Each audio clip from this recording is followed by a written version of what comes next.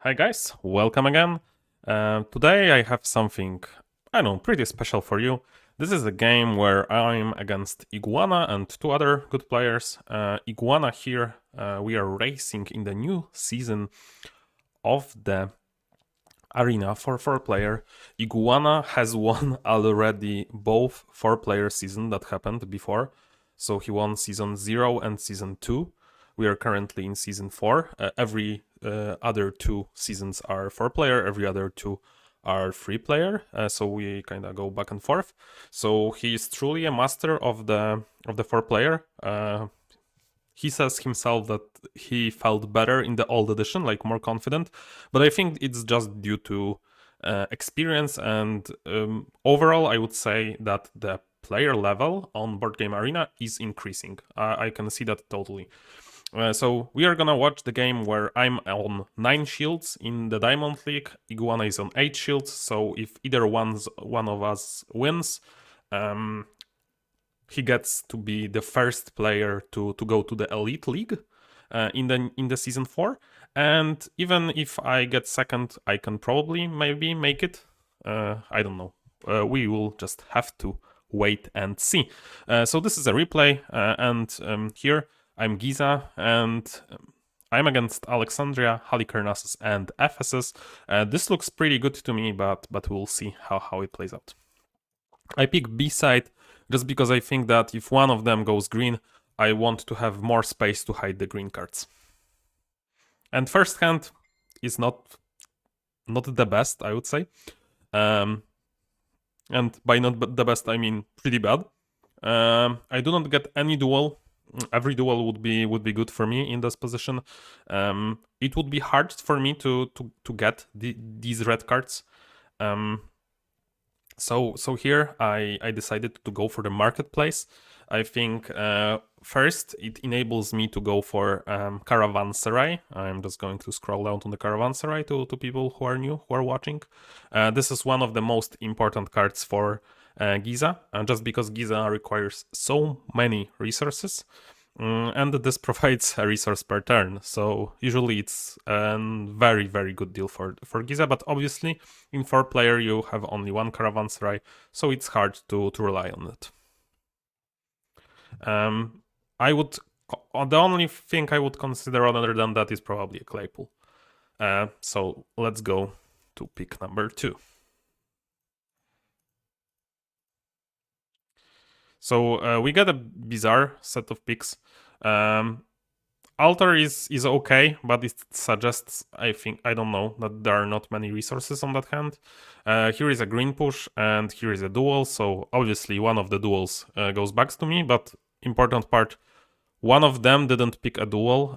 If I would bet, this would be Shadum, who skipped on a duel, just because he wanted to be in green first, kinda, this is mine, stay out of it, which is the worst news for me. In 4-player, generally, what you don't want to be, you don't want to be a cross-math scientist and 2 people who are playing red.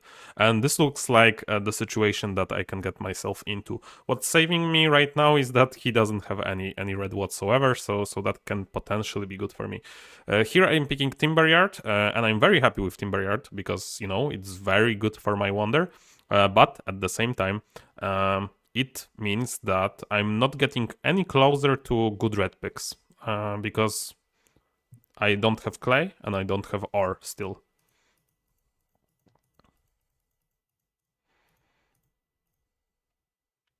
And by the way, guys, if you are watching, stick to the end because I'm going to show you a lot of stats for 3 and 4-player games. So stick to the end, please, or just scroll to the end if you don't want to watch. Here I debated between a Press, Theater, and Orvain. I think I made a mistake here.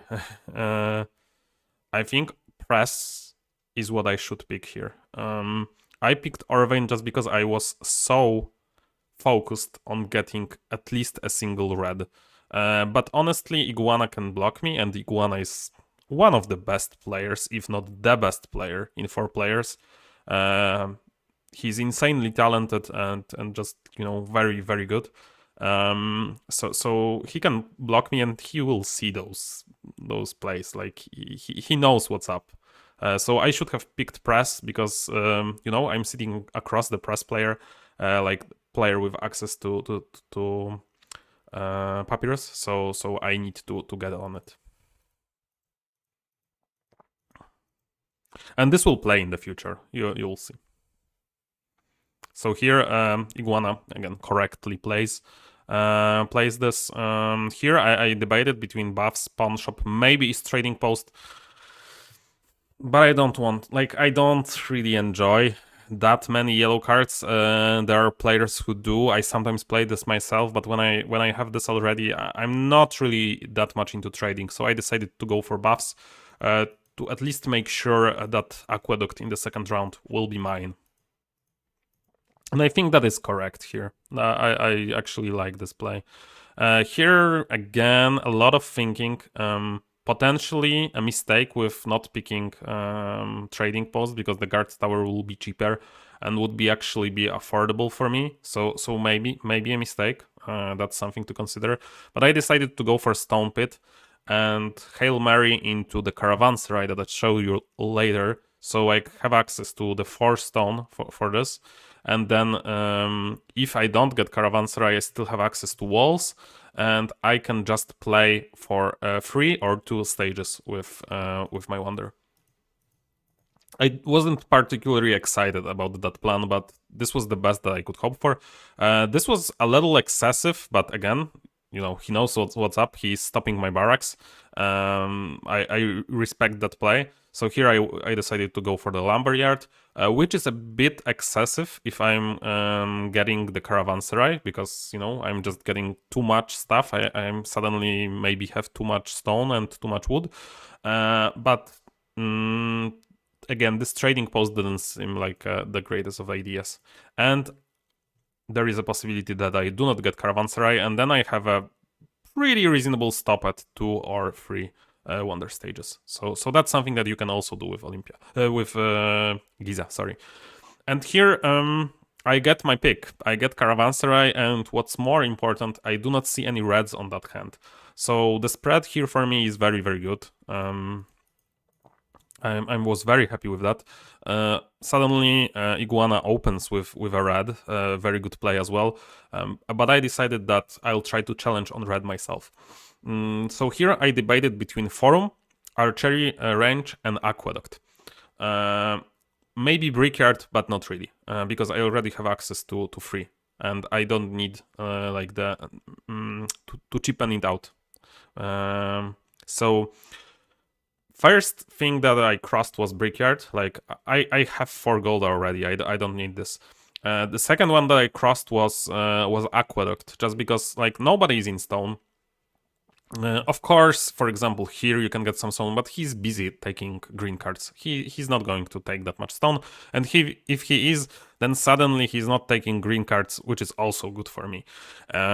So I cross this out. Then it's between Forum and Archery Range. Forum enables me to go for the Papyrus, which is very important for me.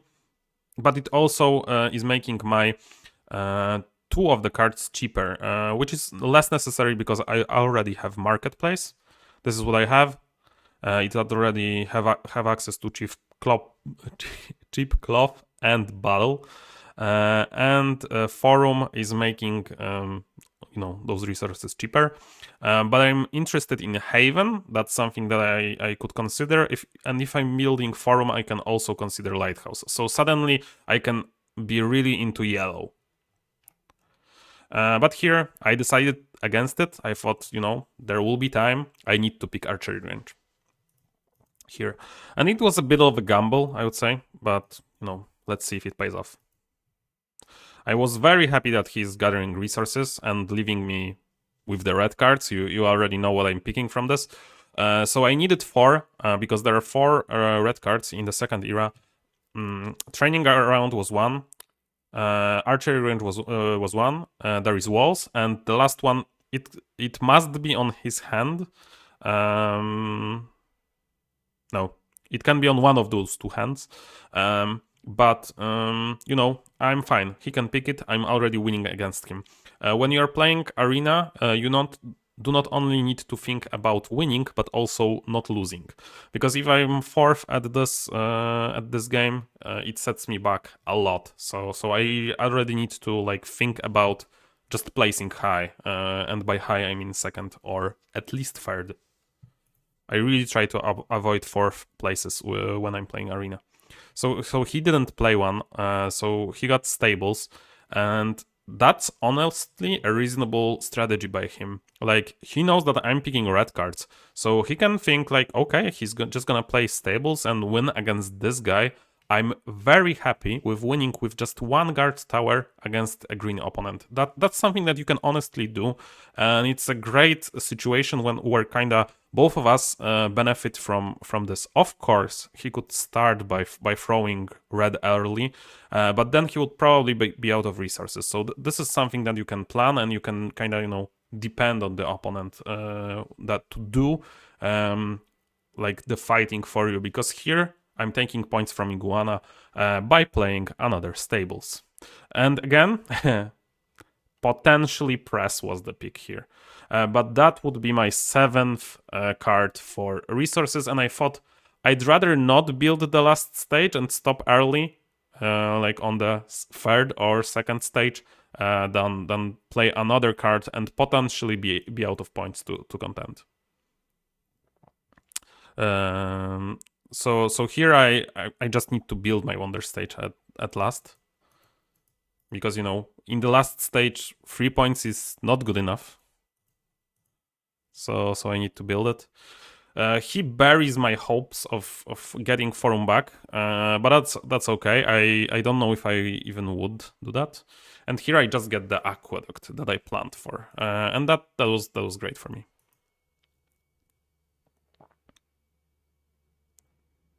So Iguana played a lot of resources as well. He played a lot of resources, and the green was stopped at least a little bit, and he played like, again, 7 cards. So I was not worried about him that much. Here I'm approaching, you know, we are in third age, and I just need like good picks here. I'm very safe from red. Like, if he plays double red, that's what should scare me. And I am probably losing red to Iguana. Like, he will probably play red just because he's Halicarnassus. But I was okay with that. If the situation like appears, I can also play one red preemptively, and that should give me something to think about. So here is the interesting pick, and I really think that this is the crucial moment of the game. Kinda. I spent so much time thinking about it, because like there is fortifications. I can play that and maybe probably be happy, and maybe that's what I should have done in this situation, honestly. Like, thinking about it afterwards, but I decided to try to be clever. So I thought, like, I have advantage over this guy for now, and it looks like I'm picking before him, so I should be good. So I want him to steal Arena, and he's very likely to play Arena from this hand because, you know, Arena is 6 points for him and a lot of gold that he doesn't have, so that's great. And he maybe even will pay me 2 gold for the stone, so that sounds brilliant. So I should just hide a card. So I decided to hide Chamber of Commerce because I thought that's the best card for Iguana here. So that was my master plan. In retrospect, I should just probably play Fortifications from this hand. Let's not kid ourselves.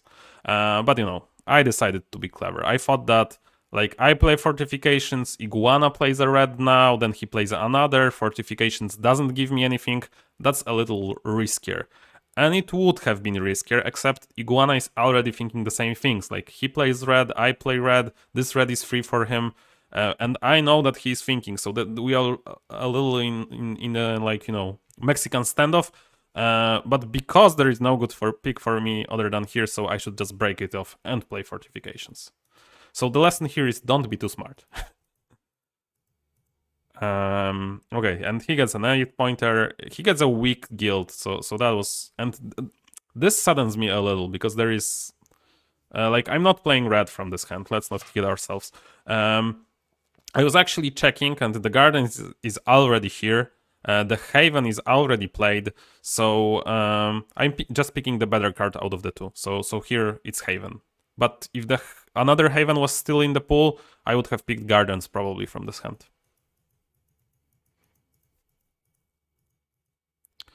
But it means that Iguana is probably winning red against me. Here, Decorators is here, but I'm not finishing my wonders, so that's too bad. I cannot justify Siege Workshop here. Again, I can still lose red, like play it and lose red. And I was actually getting slightly afraid that the Vivi can play double red. But let's look here. What happened? Like, why didn't he play the arena? No idea, but I was very happy that he's stopping him because I was in no position to do that myself. So sometimes people will actually help you also. Because I've had a lot of games where people like were playing against me, especially when I play here on Wonderful Place account.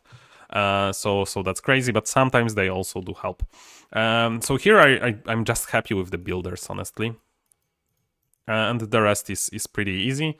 And actually, what I was very, very surprised is that Arena made itself back. And I was actually thinking, like, I have to pay them 2, so that's 6. So that's like from 5 points plus 1 with builders. So from 6 points, it's suddenly more like 4 points, and the tiebreaker gets worse. So I'll just play Arena, and that's exactly what I did. You know, we are playing Arena in Arena, Inception, Arenaception, and then there were no great picks, and with that in mind, I was able to clinch it. I was able with 55, Shadowmon 53, so that actually really helped. Thanks here, Vivi. Iguana was behind, but you know, this game was a little hard in the end, just because, you know, I had so many good resources, but at the same time, no access to finishing my wonder, and I couldn't play against the green from that hand. But he still got a green pick, so that would not have been that much better here, honestly, because there was so much green on the hand. So I think even with sacrificing that, I was potentially winning this one. And I have a screenshot for you guys. So here is how it looked just after this game. As you can see, Iguana lost two coins, 2 shields here. I was able to be the first one in Elite. And I promised you a lot of stats, so let's go. First, I'm going to give you my 4-player stats. I've already played 111 games. That's on some of my Smurf account also. Because it's really hard to get into Elite when there are not enough Diamond players to play against. But those stats may shock you. First, you see average position. Then you see how many games I've played with each side. Of course, I haven't touched Halicarnassus A or Rhodos A, because why would you touch any of those sides? Then you have average just like containing both of the sides. Then you have just, breakout of first, second, fourth, third, and fourth places, and then percentage of places. So as you can see, Olympia A has been killing it for me. Like I'm on fire in 4-player in like 72% first places. That's crazy. That's not many games because that's just 18. But still, I feel really, really good about Olympia A. But it's just, each of those games were won just like barely. Like it was really a struggle to win some of them. And I haven't won many of them by like 10, 15 points. All of them were like, 1-point victory, 3-point victory, something like that. So it's always really, really close. But I potentially will have a guide how to play Olympia A in 4-player, because it's just totally my playstyle. Like it just feels so right whenever I play it. And I've been in so many bad situations, like bad wonder combos, like people doing crazy stuff, and I've still prevailed in some of them, which was really, really crazy. But I'm saving those games also for my guide potentially. Really bad with Ephesus. Not a lot of games, but I think in the new edition, in 4-player, Ephesus is actually struggling because it's actually hard to get it going. Like, you want to go green with a blue splash, normally in the old edition, but suddenly there are so many players that want to be in green as well, so you're kind of left behind. You do not play very well with red. It's a bit of a mess. So that's my stance now with Ephesus. It's a strong wonder, but I just haven't found the way to really nail it. Alexandria also struggling a little bit. I've played too much A probably, and A is not that great. I thought I found something, but it turned out to not be that good, so I'm sticking to B now.